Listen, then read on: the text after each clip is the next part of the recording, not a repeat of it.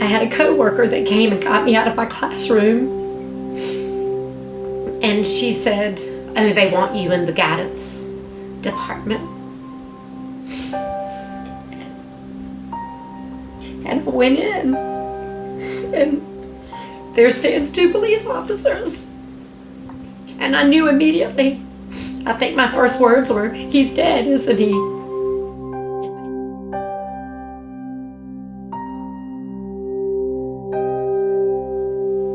And I just remember my parents coming in, and they had to pick my kids up from school. And they knew something was wrong for my mom and dad to come and pick them up. I just remember my son he told me, "I prayed that nothing was wrong with you. I was so worried that something was wrong with you." Me. I think he already knew that something was wrong with his dad. But I think at that time he was fearful that his normalcy was going to be taken away as well.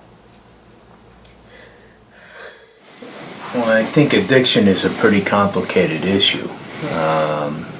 There's many ways to describe it, but essentially what it will be is somebody has a propensity to do something to extremes, whether that's drinking alcohol, whether that's gambling, whether that's sex addiction, and no kind of rational information is enough to curb the behavioral pattern.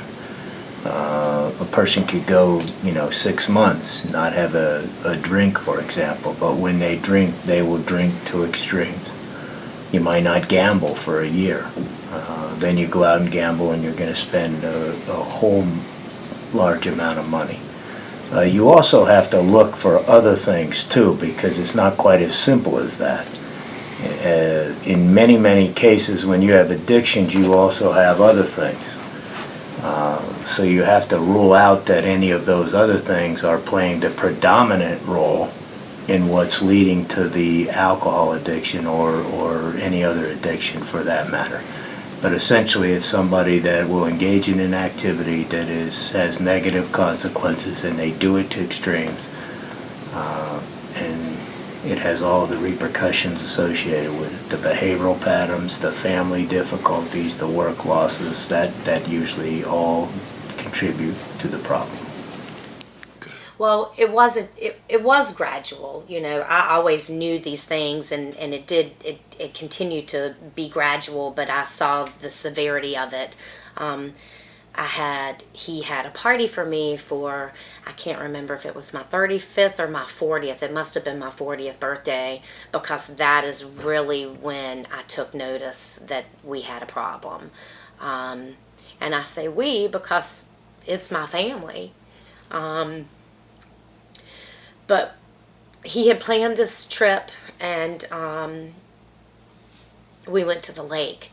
And I remember as soon as we got there that he had been out with a friend the night before, and I really do think that he was still intoxicated. And on that particular trip, 3 particular things happened. First of all, on the drive up, he said that he was going to stop. I remember it was on the way to Bedford, and he stopped at just a convenient mart, and he went in and got a drink. So that was the first sign. If it's 2 p.m. and he's drinking, then how is it going to be at 8 for the party? And so I think we argued about that, and I think I said that, that it was inappropriate and that we were hosting this party. And so then we went to the lake house, and I remember him like right off the bat breaking something, but it wasn't intentional. It was just that he was not, he was intoxicated.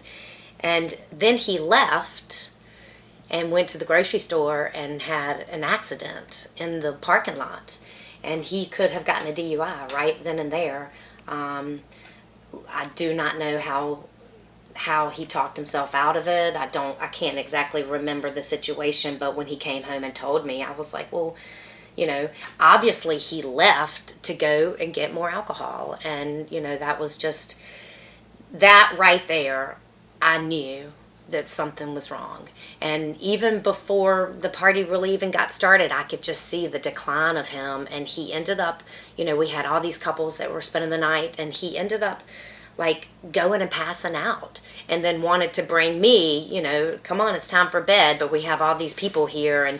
And so I think that was the very first, not the very first time, but that was probably the flag that I realized, this is not what I want. I want to see something different.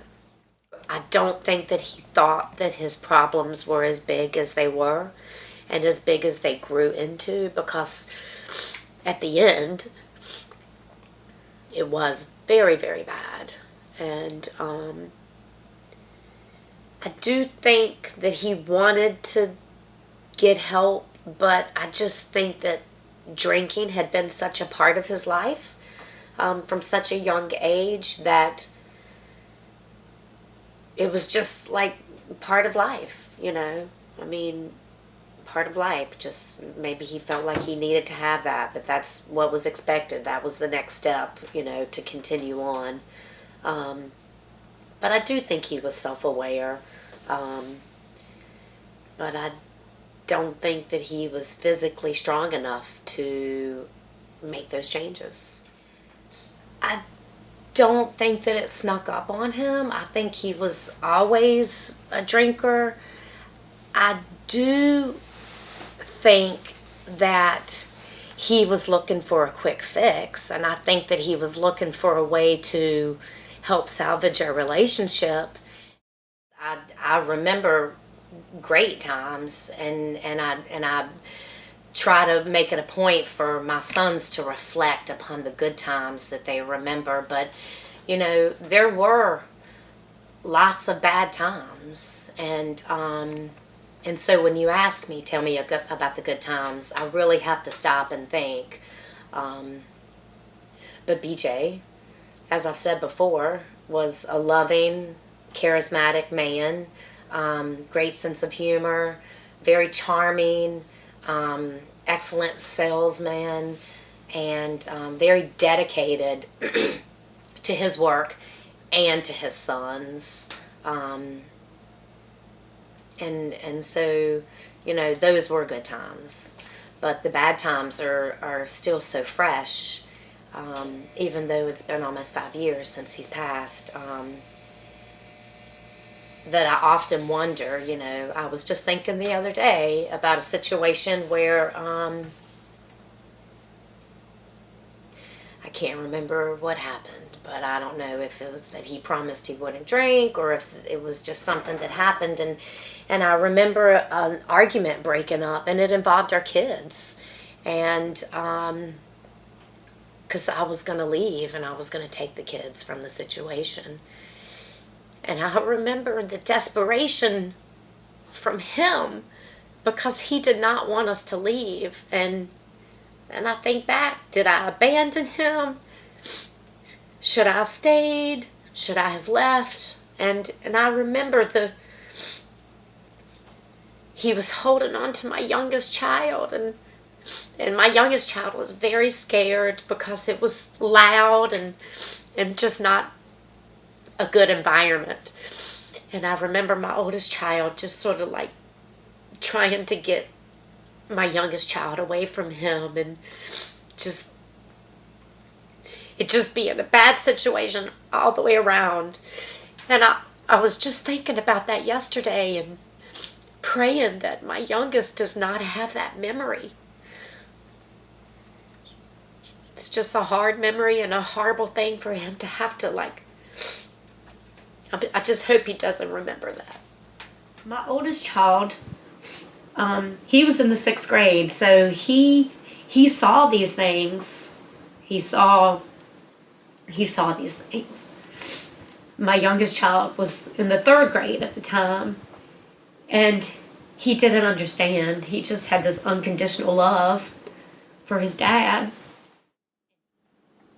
I wanted to talk about a second time. Again, my son was playing baseball, and we were traveling back and forth, trying to just, keep their life as regular as it could be.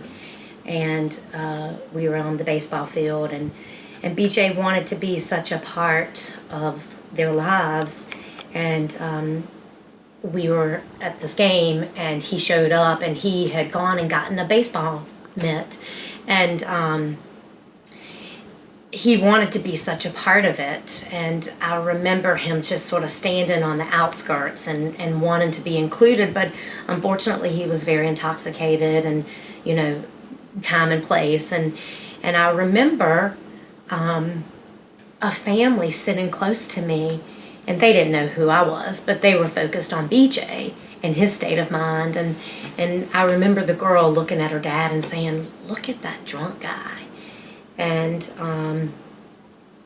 that was just horrible, because then it was just so real that there was no hiding this anymore. But I had a lot of support. I remember that day a friend coming over and just sort of putting his arm around me and subtly letting me know that he was there to support me and that I was doing what was right.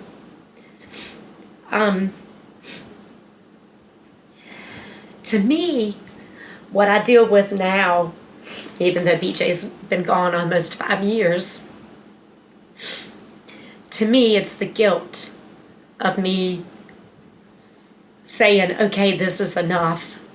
I'm taking my kids out of this situation, and I want them to have some normalcy.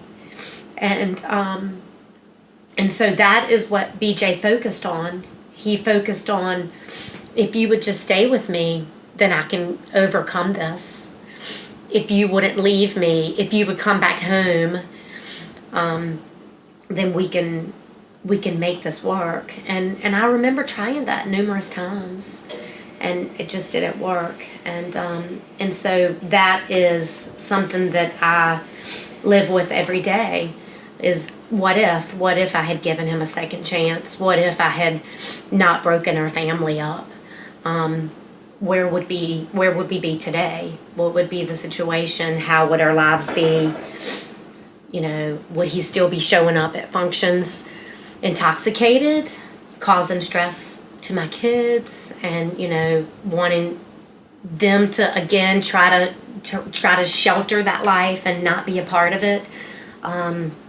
Or would he have made a breakthrough? And we just don't know. But that's something that I live with every day. Just the guilt of what if, and could I have prevented this? And I thought that BJ had hit rock bottom many times. Right.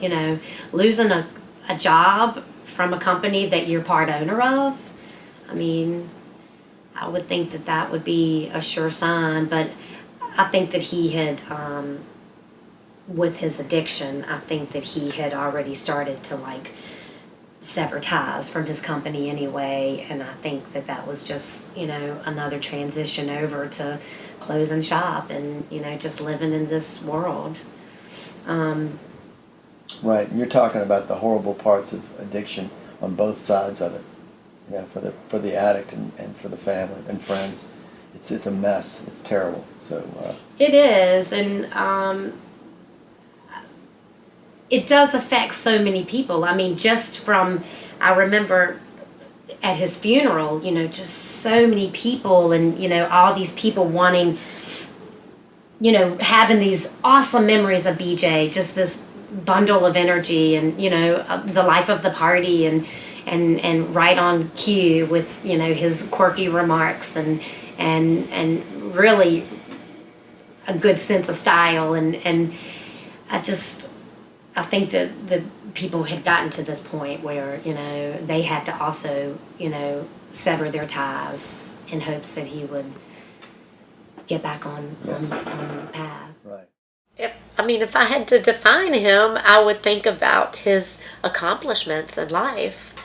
How successful he was in his business, and how he was loved by everyone and brought joy and happiness and compliments to everyone. So, even though it's very easy to define him as an alcoholic you know, a very tragic alcoholic with a very tragic story. I don't define him that way. You know, his death and what we went through for many years until his death. I mean, this wasn't just a really sudden thing. I mean, he died tragically alone in a hotel room. That's a saying that some of us used that talked about it before that knew him. There isn't anything sadder than that. There isn't anything more tragic. There is not. And I drive by that hotel, and there will never be a time that I don't look at it and know that that's where my husband and my boy's dad died. Tragically, just so, like, unnecessary. I talked to him the day before he died. I remember you saying that. And he did not think he was going to die. He did This not. is not suicidal. He did not think that. Yeah. You know, he called his mom that Sunday and told her that he was not well. What finally resonates with somebody when they start turning their life around? Well, I think that's an interesting variable because I think this is why I think you have to look at the whole person. So you start off with this disease, then you start addressing all the issues with the people because people are wired different. And I think that's really important in terms of treating addiction, although they may have this common theme and that they'll abuse a substance at any cost, whatever it takes. There's still a person underneath there that has to integrate that into their ability to deal with the addiction. So I think it takes different formats. A lot of times you'll hear family members say, well, they're laying in a ditch, they're unconscious, and then they go back and they drink again. What is the bottom? Well, for different people, it's different things. But I do think you've got to reach a point where you want the help. And then I think that's where the 3 R's come in. When you want the help, you get involved in a good AA, NA program. A lot of times you have to go to treatment. And then you start addressing these issues and try to live every day by those 3 words. What's realistic, what's responsible, and what's right. I think if you're doing that every day, you give yourself a chance to make it. The fence was where I got to, and it was something to hold on to because I'd walk and fall down. And I got from that side door out to the fence, and at one point I'd fallen and did a header onto the asphalt, and I didn't realize it, but I was bleeding. I'd split my head open, and I had a concussion when I got to the emergency room. So I'm imagining, I'm supposing it came from that. But the only stability I could get to try to stand up or to be heard, I was trying to get the night watchman when he came. He makes rounds regularly. I mean, I don't know what was the schedule, but I wanted to be out there and be able to see him or yell at him or get his attention so that I could get some help. Yeah. I mean, when I got there, when I was coherent enough to realize what was going on, I knew that I came as close to dying as I could possibly ever come and do what I was doing. And then if I did it again, I probably would die. Well, I would die. I knew that because I'd been hearing that for a while, and I didn't believe it. But it had gotten to the point where the last time I drank, I had consumed so much that my whole body was shutting down. My wife had left months before that, and I didn't have any contact with her. Work was going on. I mean, the accountants were working, the guys that I was foreman were working. Work was going on, and I just stayed here and drank. Occasionally I would talk to people. I'd have a meeting with a couple of the guys that are working with me and go over a few things. The accountant would talk to me. we needed a lawyer to talk to me. Once in a while he would do that. Whatever was needed. Things went on. I just continued to drink. And had it brought here, I didn't go out for anything. And that and whatever food was being eaten. I don't know, it was bunches of boxes all over the place, pizza boxes and things like that. But chicken bones. It was a mess. It was beer cans and vodka bottles all over the place, especially in the other room. When it was cleaned up, it was like, I don't know how many garbage bags full of stuff went out of here. And I don't know how long it was. It was days. Maybe more than a week. I always drank too much. And usually the increments that I drank weren't so much that they were going to kill you. And it progressed to the point where now I was finally there. I was at the place where this is it. And of course I was always playing music. So I had music on. I had to have music on. And I remember there was a Warren Zevon song that just replayed itself in a loop. And it was Numb as a Statue. And I was numb as a statue. I didn't get high. I didn't get a buzz. There was no fun. All the fun, I had drank all the funny out of alcohol. There was nothing enjoyable about it. Everything was gone. And the most I got was this dull, numb Novocaine feeling. Like I was numb as a statue. I didn't feel like they understood family. And I didn't feel like they understood. I drank what I drank, but I also work. I also do what I need to do. I provide. I do this. I do that. I meet my obligations and then some to everybody that works with me, for me, my family, everyone. And I felt like they were being overly critical, especially family, of me, without understanding what the situation was. It's the you drink too if you had my problems and that kind of thing. But it's in looking back at it again, it took me several years to get to this point. It took me several years to get to this point, but I don't see it that way now. I was being more intolerant of them, and they were trying to tell me what was going on. I just didn't want to listen. I'm trying to struggle with a way to ask about, it's like, is it a matter of it finally breaks you,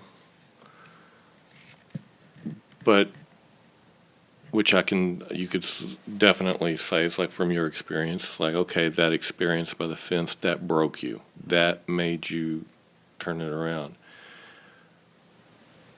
But is that really the defining moment, or is the defining moment when you took charge? The defining moment is when I took charge. Because my self-will wasn't going to allow me to stop drinking. My self-will was failing me. The real strength is accepting the problem, and then being able to deal with it. When I'm fighting it, I'm fighting a losing battle. And I can't see that. It took me a long time to get to the point where I could see that. And that I don't feel as being broken, but just getting to a point where you can realize what you are and what the truth is. What the truth is was hard to take for me. I didn't want to be an alcoholic. I didn't want anything to do with it. My willpower would carry me. My heart, my work ethic, and my ability to do what I believe I can do were always strengths of mine. I can make this work. I knew I could make it work. I could get around. I can get through this and still be able to drink. And I absolutely could not. Or die. You can have your choice. And that's where I had to take it. I could have been, like you said, broken along before that, which would have been a lot smarter. But I didn't. I wouldn't allow it because of self-will. That's what took me as far as I went, is that I wasn't going to be broken. I could prove that I could do this, and I could not. And there's this one moment of clarity, this realization. There's a pivotal point, I think, in everybody's turnaround, everybody's sobriety who makes it, that they realize that. Mine happened to be a lot further down the line than most people's. That doesn't mean that it makes it any. It doesn't justify mine any more so than theirs. Mine's no different, really, in my way, other than I had to take it that far.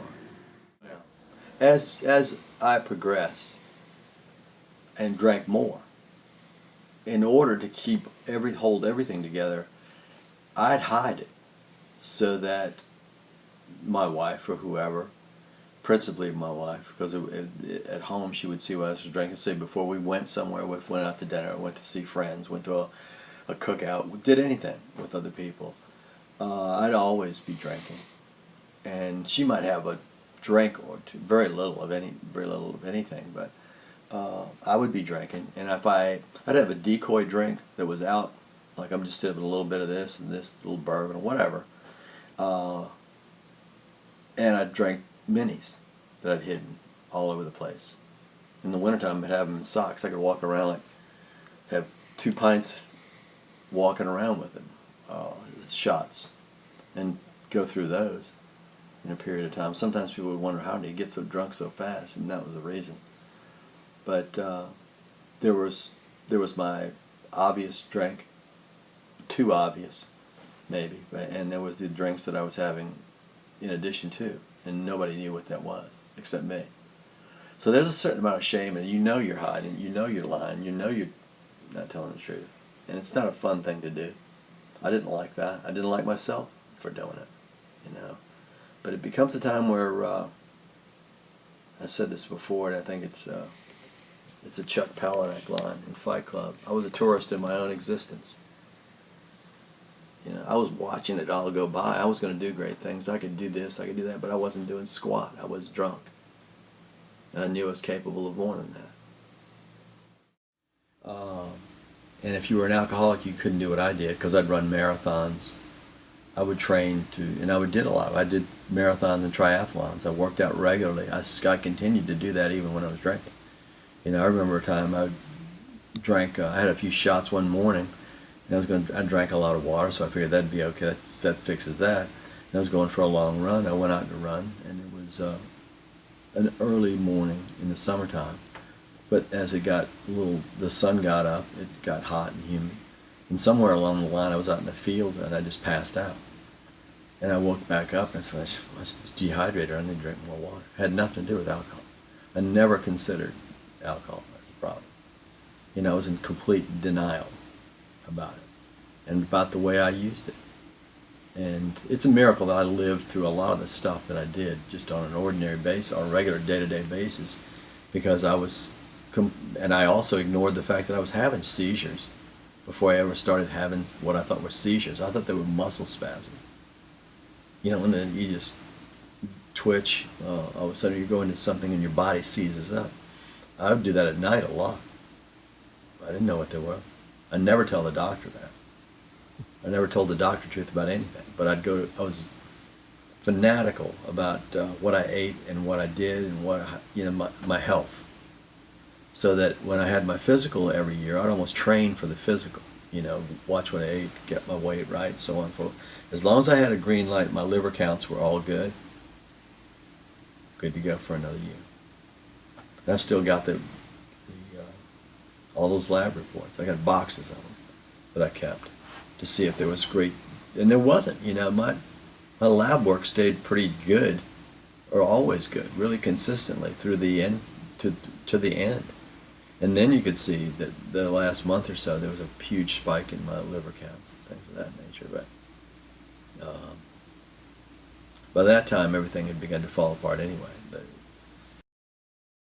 I'm not the kind of person that's going to have a few drinks and then I never did. I mean, it progressed over a period of time to something more than that. But I'd have to have a few more after everybody had gone. I'd never had as much as I always had more than anybody else had, and I couldn't stop. It eased up. It eased insidiously. It got worse and worse and worse, and I didn't really become aware of it until it was going on for years and years. And other people I was perceiving them as being rude, hateful, not being understanding at all to the situations that I dealt with. They accused me of drinking too much or being an alcoholic. I thought that was ridiculous, and I got pretty upset with that. And I had to go through that whole thing to realize. I mean, they were trying to be helpful. You know, they were trying to let me know what the truth was, and until I got a chance to look at the truth and really wanted to.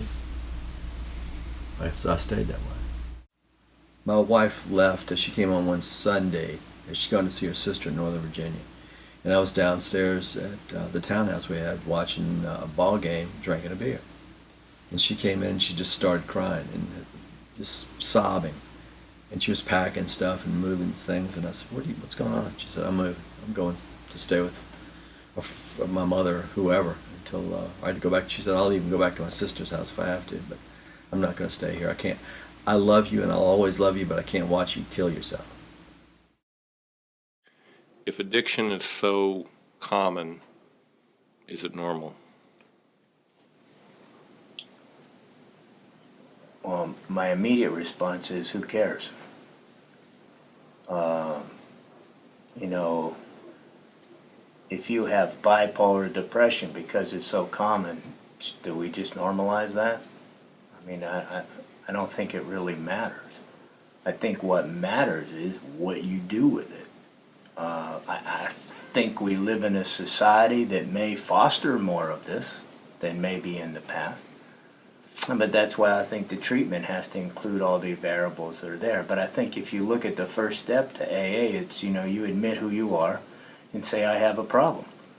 So if that's the case, I don't think it really matters what the rest of people think or they normalize that. I think it matters what you're doing with your treatment. And that to me is more important than how we go about it, talking about it. I mean, you can plug in the internet right here and they talk about it every day. So I mean, I don't think there's like a big stigma about it like maybe there used to be. But the issue still remains, what are you going to do with it? That's more important to me than how we get there.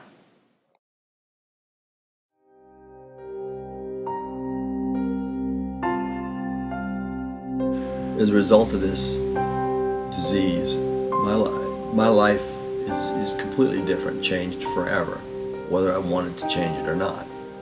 And it will be that way, as long as I can stay sober. And it is a daily thing that I do daily. I work it daily. And if I don't, it's a very good possibility that I would go back and try, in spite of what I've gone through. That's the craziness. That's the insanity of this whole thing. Is that I would try. I think I could drink safely again. That's the insanity of it. Because those thoughts occur. And all I have to do is think a little bit about what I have done, what I've been through, what other people have been through with me. And that usually goes away pretty quickly. You've been through the treatment, you've been through various residential things.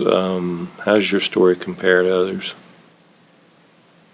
Mine's no different, really.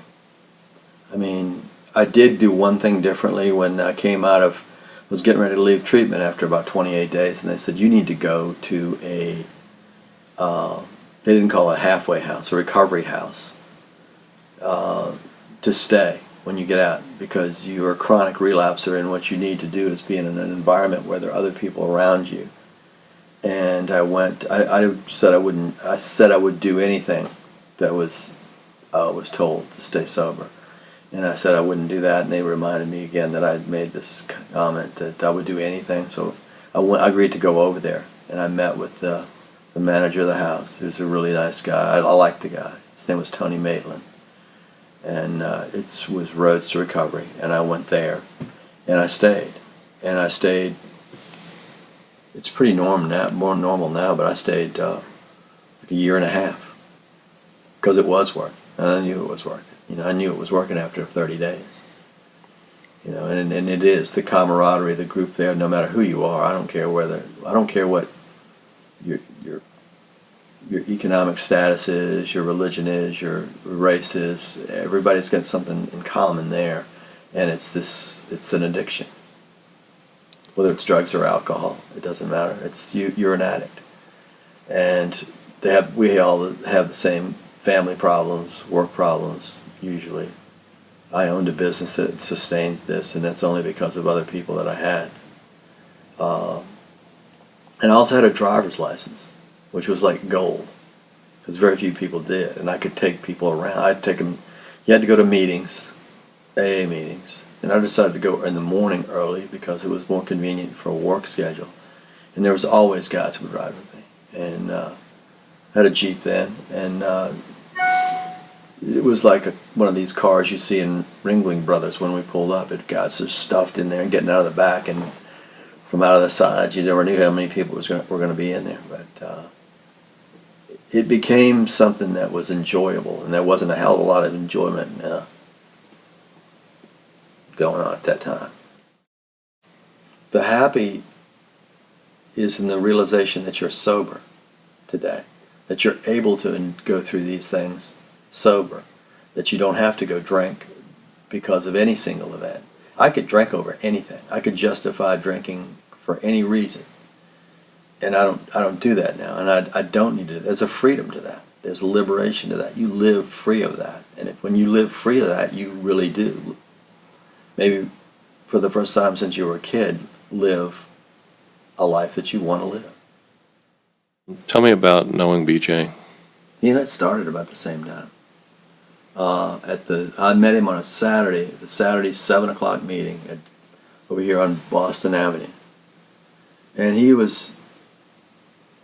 we had very similar situations. He was married. He had a couple small kids, which I didn't. But other than that, he had risen through the ranks pretty quickly with the company he was with. And I'd started a business that after about 10 years had just taken off. We were both doing pretty well, and had this families that didn't understand what we were talking about, what we were doing, and were always nagging us about the alcohol. And they just wanted us to get off our backs because there was a lot of pressure to do what we did. There was always pressure to do what we did, to meet deadlines and to produce. And there was a lot of commonality there. And he was just trying desperately to get his family back together, like Marie's saying. But his side was, from my side, the same, that nobody was really understanding what he was trying to do. I'm sure if he had survived, I'm sure if he was here today, he would tell a different story, like I do. But at the time when you're drinking and you're trying to justify what you're doing, and you're getting pretty desperate to get things pulled together, you're not thinking properly. You're just not. First of all, you're not coherent at all. You're drunk. You're in no position to be making decisions like you're trying to make. They're not good decisions at all. They're not thought through, and you're not capable of thinking them through. The last photograph was taken at a cross-country meet. My son, my oldest child, was running his first year. He was in 6th grade. And the photograph must have been taken in September, and then he died in November. But I remember him. He came with a friend who was a member with him in a group, and I know that friend wanted to give him back some normalcy because he was not seeing his kids a lot. If he did, it had to be, certainly he couldn't drive to see them because at that time he was just, there was no sobriety at any point during those times. But a friend brought him to the cross-country meet, and I can still just remember his shirt, and I just remember his hair and how bloated he looked, and just in his face, and how desperate he was to have normalcy and to be a part of our family. But at the time, my son wanted nothing to do with that. I think he was just embarrassed. And I think he wanted to get out there as fast as he could. But I was taking a picture of my son, and that's when BJ said, take a picture of us together. And I did. And I came across it not too long ago and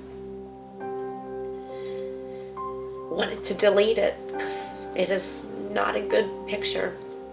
And it's exactly how I remember him in those last stages, those last months of his life. You still have it? I do still have it.